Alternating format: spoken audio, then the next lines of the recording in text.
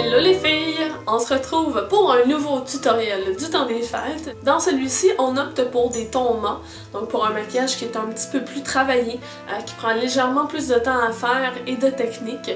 Donc c'est de vous amuser à faire un cut crease que vous fait accentuer plus ou moins selon ce que vous préférez. De mon côté, je suis allée avec un effet moyen. Je vous dirais, j'aurais pu aller encore plus foncé, comme j'aurais pu y aller avec un peu plus de parcimonie. Donc c'est vraiment à votre discrétion. Et c'est aussi pour intégrer un liner qui est légèrement différent, donc d'y aller avec 2 pointes. C'est un nouveau produit de chez Lancôme qui est vraiment super pour le temps des fêtes, pour s'amuser et tout ça. Pour faire tenir le maquillage le plus longtemps possible, on applique une base. Celle que j'ai choisie, c'est la base 360 Degrees Creaseless Clean Slate de Tarte. Donc j'ai dit le nom tout croche, mais l'important c'est que vous voyez l'emballage. Donc j'ai appliqué ça partout sur la paupière mobile, la paupière fixe ainsi que le rotile inférieur. Et là on va venir travailler avec des fards mats. Le but de ce look là c'est vraiment d'aller avec quelque chose qui est très classique, très sophistiqué. Et pour ce faire, je vais venir chercher la palette 120 Warm de chez Sedonalaise. Donc elle se présente sous forme de 2 panneaux comme ceci. Et on va principalement utiliser le panneau qui ne contient pas le noir. Donc le noir est juste ici. Ça va être la façon qu'on va pouvoir les distinguer. Je vais donc prendre ce panneau, donc je vous le remonte pour vous situer. Et un pinceau qui est assez large parce qu'on va venir couvrir une grande surface. Celui-ci, c'est le 941 de chez Sedonalaise, donc si vous voyez à côté de la grosseur de mon œil. Et on va venir chercher 2 fards. Celui-ci qui est un beige jaune légèrement pailleté. Et le même ton mais sans paillettes. On va prendre beaucoup plus du sans paillettes qu'avec les paillettes. Et je viens l'appliquer partout sur ma paupière mobile, jusqu'à mon sourcil sur ma paupière fixe.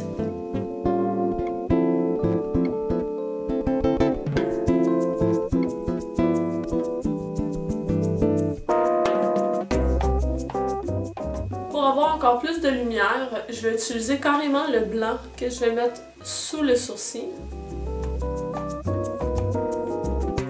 et sur la paupière mobile. Je vais ensuite venir commencer le travail du creux. Encore une fois, on va prendre un fard mat et le fard que je viens chercher, la palette est dans le même sens que tantôt. Donc mon blanc est ici. Et je vais venir chercher le fard qui se présente ici, donc dans la dernière colonne, le 3e. Pour vous le décrire, c'est un beige foncé froid. Et je prends un pinceau comme celui-ci. Celui-ci, c'est le E25 de chez Sigma. Et je vais venir flatter délicatement dans le creux. J'essaie le plus possible que ma couleur se dépose sur la paupière fixe et non pas la paupière mobile parce qu'on veut vraiment garder cette zone-là claire. Aussi, je ne fais pas de mouvement pour ramener la couleur vers le coin externe près de l'œil. Je vais vraiment laisser cette zone-là claire ici.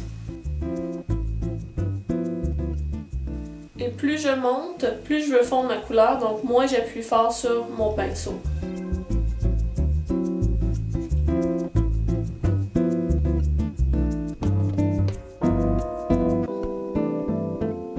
Donc celle-là, c'est vraiment ma couleur de transition, donc bien qu'elle ne soit pas foncée, c'est celle que je vais travailler quasiment le plus pour vraiment qu'elle ait la forme que je désire vers le haut. Si vous avez les yeux qui sont très éloignés l'un de l'autre, pour les rapprocher, ce que vous pouvez faire, c'est venir mettre un peu plus de foncé vers le coin interne, donc de mettre l'accent ici avec votre couleur de transition. Et si vous avez les yeux qui sont justement très rapprochés pour les éloigner, ben, de rester un petit peu plus vers le coin externe et de mettre plus de clair au coin interne. Donc petite astuce de plus. Ensuite, je viens chercher une couleur qui est un peu plus foncée. Donc c'est celle ici. Donc on a encore le blanc qui est situé ici, donc c'est la dernière de c'est le dernier fard. C'est le dernier fard de l'avant-dernière rangée. Et je fais la même chose, je prends mon pinceau et je vais juste dans le creux.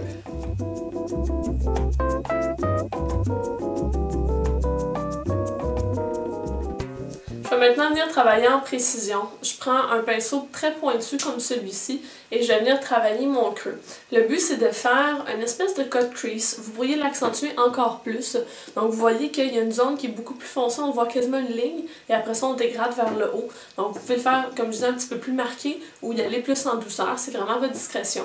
C'est sûr qu'on travaille avec du noir, donc vaut mieux en mettre peu à la fois et d'en ajouter parce que c'est difficile d'en enlever. Donc je vais tremper simplement le bout de mon pinceau à l'intérieur du noir qui se trouve sur la deuxième portion de la palette de Sedonalaise. Bien important avec du noir de tapoter pour s'assurer de ne pas avoir de chute. Et là, on va venir travailler directement dans le creux. Donc, ce type de maquillage-là, c'est mieux de le faire sur les yeux ouverts. Donc, quand vous ouvrez votre œil, le pli naturel qui se forme, vous venez mettre la couleur directement dans ce pli-là. Si vous avez une paupière tombante puis tout ça, vous pouvez créer un espèce de halo un peu plus haut que votre vraie paupière. Même chose pour les paupières asiatiques, vous pouvez venir créer une impression de creux. Donc, ce type de maquillage-là peut quand même se travailler quand on a ce type de forme d'œil-là. Donc, je dépose juste ici. Et encore une fois, je vais aller vers le haut. On ne veut pas aller vers la paupière mobile. Je pourrais aussi changer la forme de mon œil en faisant une ligne droite, en faisant... Il y a plein de choses qu'on peut faire avec ce type de maquillage. Donc vous voyez que cette première étape que je viens de faire sur œil ouvert, on ne voit pas une très grande différence, mais si je ferme mon œil, j'ai carrément une ligne qui est présente. Et ma ligne, je ne la continue pas trop bas parce qu'on veut justement qu'il y ait une zone plus blanche qu'on va voir au travers du liner.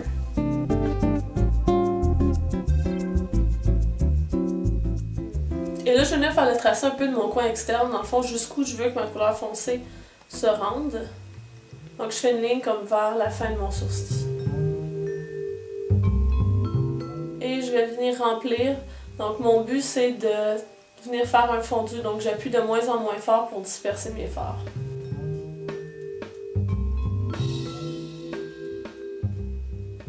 Et là, on peut revenir avec ce pinceau-ci pour venir créer un fondu plus doux.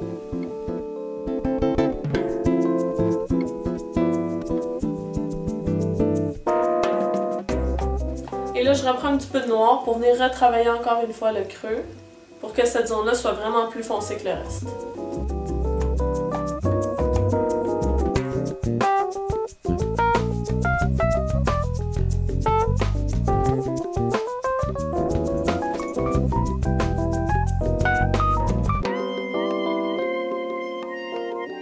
Pour ajouter une touche un petit peu rosée au maquillage, ce que j'ai fait, c'est que j'ai pris la portion avec le fard noir.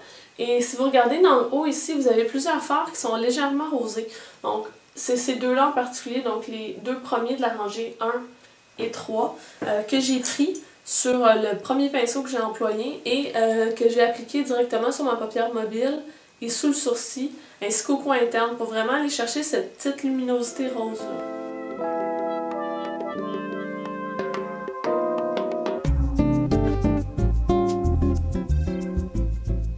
En faisant ceci, ça me permet de m'assurer aussi que mon dégradé, quand je l'ai fait dans le creux, j'ai pas trop empiété sur ma paupière mobile.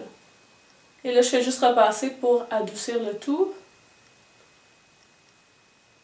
On va maintenant venir faire le rotule inférieur. Donc, on va venir sélectionner la première portion, celle qui ne contient pas le noir. Et je vais prendre la dernière couleur que j'avais employée dans le creux avant le noir, ainsi qu'un pinceau crayon. Celui-ci, c'est le 904 de chez Sedonalaise. Et je vais venir passer directement sur ma ligne des cils inférieurs. C'est important de ne pas trop descendre parce que sinon ça peut donner l'impression d'un œil tombant.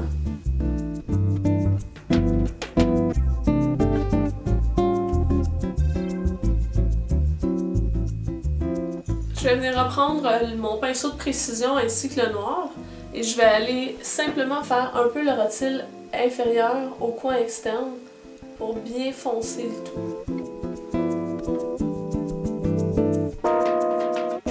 Ensuite, on va venir travailler le liner, donc de venir faire une magnifique ligne. Et je trouve que pour ce type de look, le produit en gel fonctionne très bien.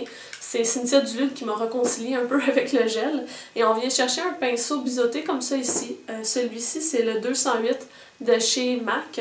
Et je vais prendre le Black Track, qui est un eyeliner en gel de chez MAC aussi. Et tout ce qu'il suffit de faire, c'est de venir tracer une ligne. Si vous avez un œil qui est légèrement arrondi, je vous conseille d'aller avec une ligne mince au niveau du centre de l'œil. Si vous voulez arrondir votre œil, d'aller un peu plus large au centre de l'œil. Et si vous voulez vraiment avoir œil de chat, d'avoir une ligne qui est plus épaisse au coin externe qu'elle est au coin interne. Et c'est ce que je vais faire. Donc, on fait tout simplement tremper. Et je vais mettre la suite en accéléré. Je vais mettre cependant le lien vers une vidéo dans laquelle j'explique plus précisément comment faire le eyeliner.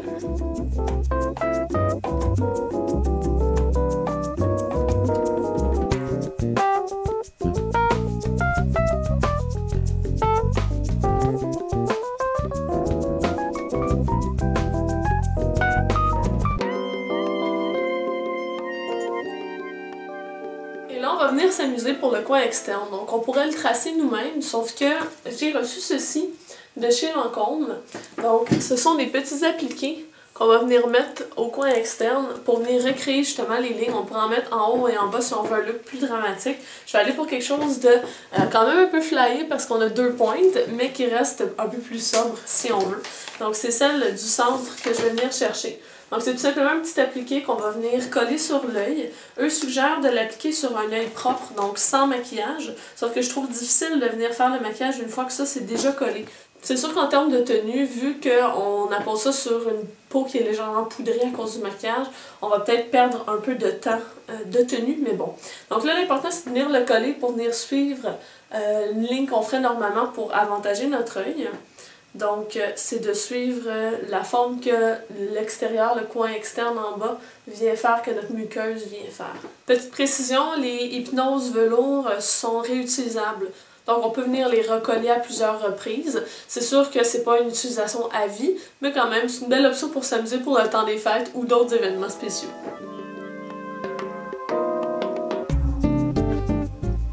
Donc c'est important de s'assurer que c'est pareil des deux côtés, c'est ce qui est un peu plus difficile à faire quand on pose le deuxième. Et là je vous suggère de venir rechercher votre liner et de venir vous assurer que tout est bien noir autour de l'appliqué et que la forme est harmonieuse. On vient ensuite appliquer du crayon dans la muqueuse. Vous pouvez utiliser un brun foncé.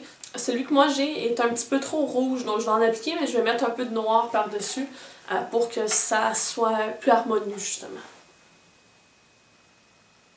Et là, le mascara.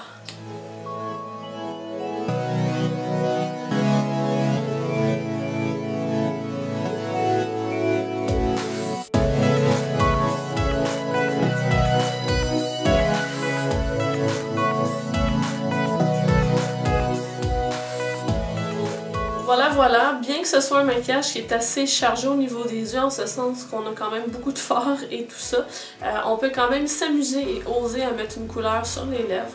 Moi j'ai voulu rester assez douce là, en mettant un gloss qui est simplement légèrement couleur baie, et c'est un gloss de Smashbox. Et c'est la couleur Tease. Donc c'est présent comme ceci, elle a l'air très foncé dans le tube, mais quand on l'applique, c'est quand même assez doux. Donc ça peut être considéré comme un maquillage de pin-up, c'est sûr qu'il est assez foncé à cause du cut crease, mais vous pourriez mettre des lèvres rouges avec ça aussi carrément. Ça dépend à quel point vous aimez oser. Donc j'espère que ce tutoriel-là vous a plu, que vous vous amuserez vous aussi avec des formes d'eyeliner un peu plus spéciales. Donc sur ça, moi je vous souhaite une bonne fin de journée, puis on va se voir dans la prochaine vidéo.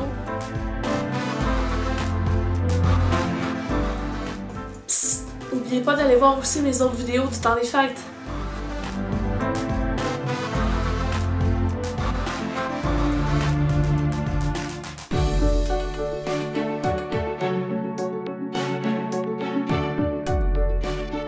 Je trouvais qu'il manquait quelque chose à ce maquillage-là, j'avais envie de le rendre encore plus festif, et vous me connaissez, quoi de plus festif que des paillettes? Donc, je suis venue appliquer des paillettes argentées sur la paupière mobile. Celle que j'ai utilisée, c'est les Reflect Pearl de chez MAC, et je les ai appliquées en mettant le seller de Alice Splash. Je vous ai déjà montré cette technique-là à plusieurs reprises. Je viens justement de faire une courte vidéo expliquant l'application des paillettes, donc vous pourrez aller la voir, elle devrait être mise en ligne sous peu. Donc voilà, je vais vous laisser sur quelques images de ce look. N'oubliez pas de partager la vidéo, de vous abonner à ma chaîne et de me suivre sur Facebook, Instagram et Twitter. Donc sur ce, je vous souhaite une bonne fin de journée. Bye les filles!